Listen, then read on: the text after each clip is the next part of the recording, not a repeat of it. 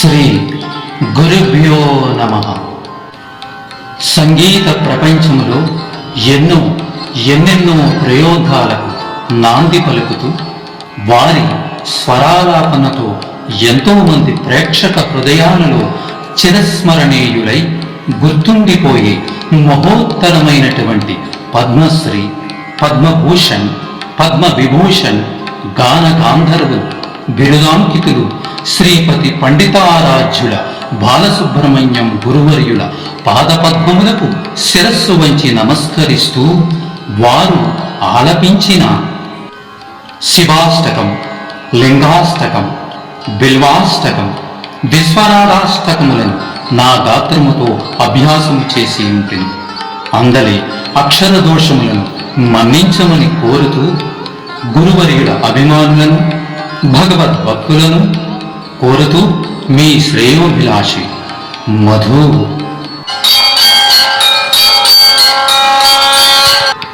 ప్రభుం ప్రాణనాదం విభుం విశ్వనాదం జగన్నాథనాదం సదానందభాజం భవద్భవ్యభూతేశ్వరం భూతనాదం శివం శంకరం శంభుమే సానమీదే.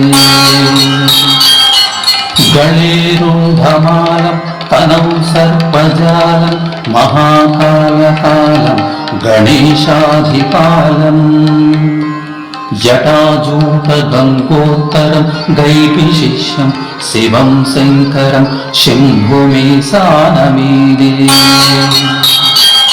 ముదామాకరం మంధరం మంధయంతం మహామండలం భస్మభూషాధరం తం అనాదిం యపారం మహామోహమారం శివం శంకరం శంభుమే సానమీదే.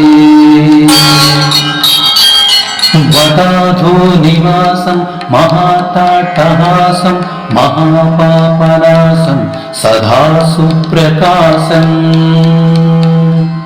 గిరీశం గణేశం సురేశం మహేశం శివం శంకరం శంభుమే సానమీదే. గిరీంద్రాత్మజా సంగృహీతార్థదేహం గిరౌ సంస్థితం సర్వదా పన్నగేహం పరబ్రహ్మ బ్రహ్మాది భిర్వంద్యమానం శివం శంకరం శంభుమే సానమీదే. కపాలం త్రిశూలం కరాభ్యాం దదానం పదాంభోజనం రాయ కామం దదానం బలివర్ధయానం శురాణం ప్రధానం శివం శంకరం శంభుమే సానమీదే.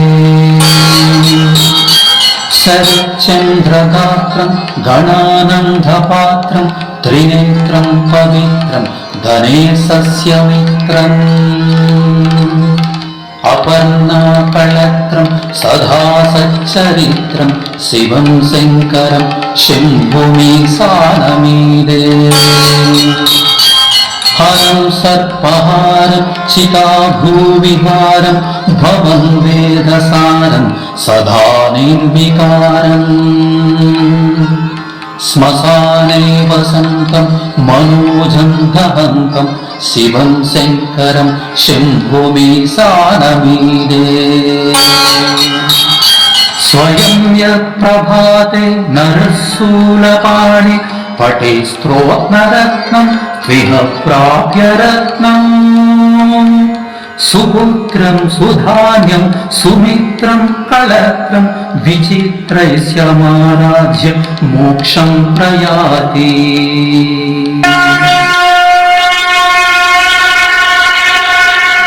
బ్రహ్మమురాదిసురార్చితలింగం నిర్మలభాసిత శోభితలింగం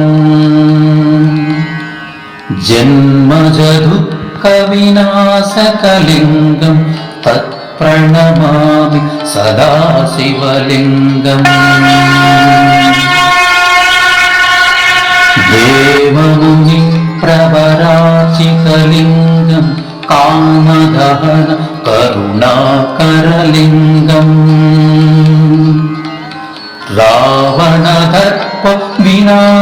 तारकलिङ्गं तत्प्रणमामि सदा शिवलिङ्गम्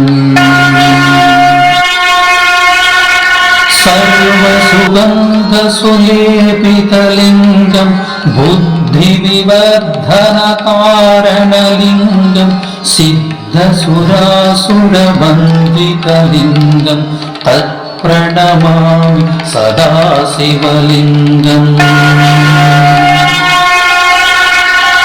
कनकमहामणिभूषितलिङ्गं पणिपरिवेष्टितशोभितलिङ्गं दक्षसुयज्ञविनाशनलिङ्गं तत्प्रणमामि सदा शिवलिङ्गम्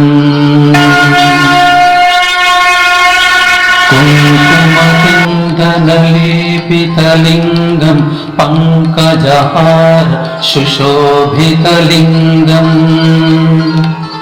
संचितपाप विनाशनलिङ्गं तत्प्रणमामि सदा शिवलिङ्गम्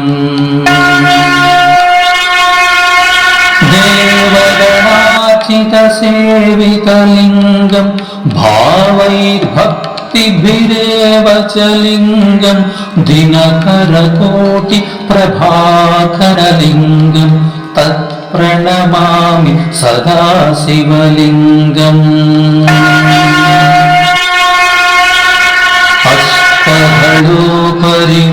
अष्टधलोपरिवेष्टितलिङ्गं सर्वसमुद्भवकारणलिङ्गम् अष्टदारिद्र्यविनाशनलिङ्गं तत्प्रणमामि सदा शिवलिङ्गम् सुरगुरुसुरवरपूजितलिङ्गं सुरवनपुष्पसदाचितलिङ्गं परमपदं परमात्मकलिङ्गं तत्प्रणमामि सदा शिवलिङ्गम्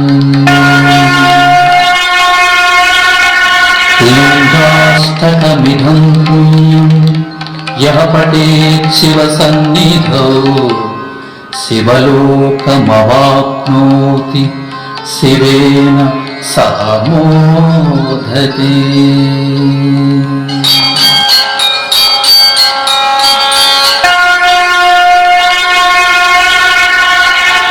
त्रिदलं त्रिगुणाकारं त्रिनेत्रं च त्रियायुधं त्रिजन्मपापसंहारम् एकबिल्वं शिवार्पणम् त्रिशाकैः बिल्वपत्रेच अच्छिद्रैः कोमलैः शुभैः तव पूजां करिष्यामि एकबिल्वं शिवार्पणम्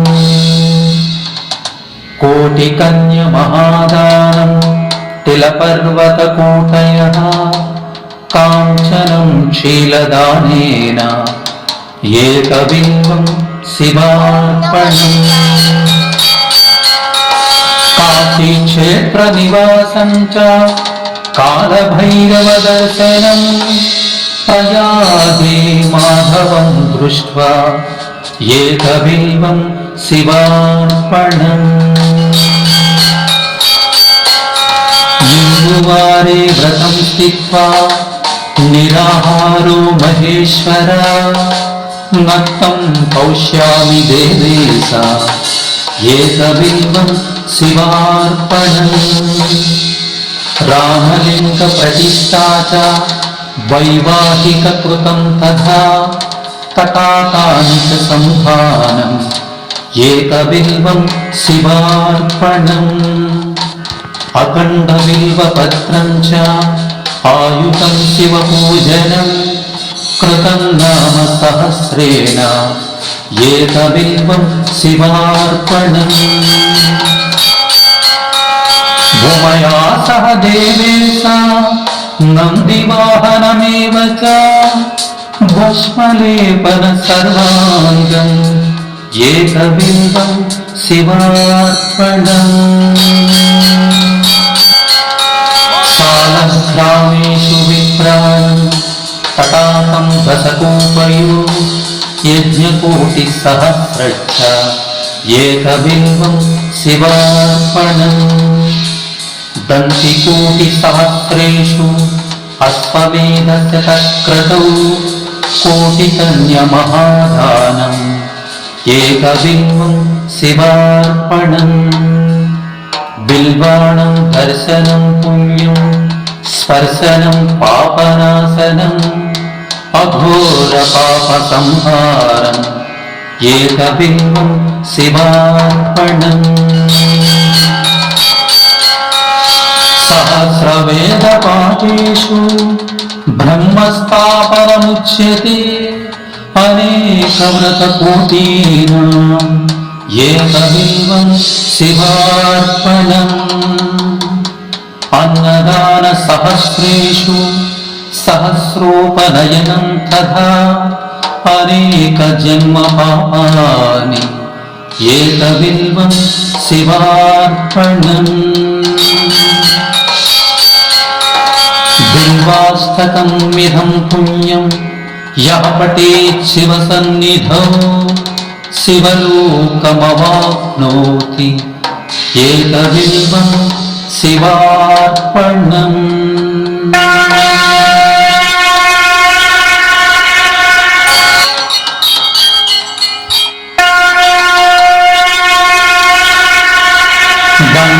गङ्गातरङ्गरमणीय जटाकलापं गौरी निरन्तर विभूषितवामहारम् नारायण प्रियमनन्दमदापहारम् वाराणसी पुरपतिं भज विश्वनाथम् वातामगोचरममेकगुणस्वरूपम् वागीश विष्णु सुरसेवितपादपीठम् वामेन निग्रहवरेण्यकलप्रबन्धम् वाराणसी पुरपतिं भज विश्वनाथम् भूतादिपं भुजगभूषणभूषिताङ्गम् व्याघ्रादिनां भरधरं जटिलं त्रिनेत्रम् पाशाङ्कुश अभयवरप्रदशूलपाणिं वाराणसी पुरपतिं भज विश्वनाथम् शीतांशुशोभितकिरीटविराजमानो बालेक्षणालल विशोषितपञ्चबाणम् नागादिपारचितभासुरकर्णपूरम् वाराणसी पुरपतिं भज विश्वनाथम् पञ्चाननं दुरितमत्तमतङ्गजाना नादान्तकं धनुजपुङ्गवपन्नगाना दावानलं मरणशोकजरातवीना वाराणसी पुरपतिं भज विश्वनाथम् तेजोमयं सगुणनिर्गुणमद्वितीयम् आनन्दकन्धमपि राजितमप्रमेयम् नादात्मकं सकलनिष्कलमात्मरूपम् वाराणसी पुरपतिं भज विश्वनाथम् आसां विहाय परिपृच्छ परस्य निन्दा कुपेरतिं च सुनिवार्य मनस्समाधौ आदाय हृत्कमलमध्यगतं प्रदेशं वाराणसी पुरपतिं भज विश्वनाथम् रागादिदोषरहितं स्वजनानुरागम् वैराग्यशान्तिनिलयं गिरिजासहायम् माधुर्यधैर्यसुभगं गरलाभिरामं वाराणसी पुरपतिं भज विश्वनाथम् वाराणसी पुरपते स्थवनं शिवस्य व्यासोक्तमस्तकमिदं पठिता मनुष्या विद्यां श्रियं विपुलसौख्यमनन्तकीर्तिं सम्प्राप्य देहविलये लभते च मोक्षम् विश्वनाथाष्टकमिदं यः पठेत् शिवसन्निधौ शिवलोकमवाप्नोति शिवेन सह मोदते।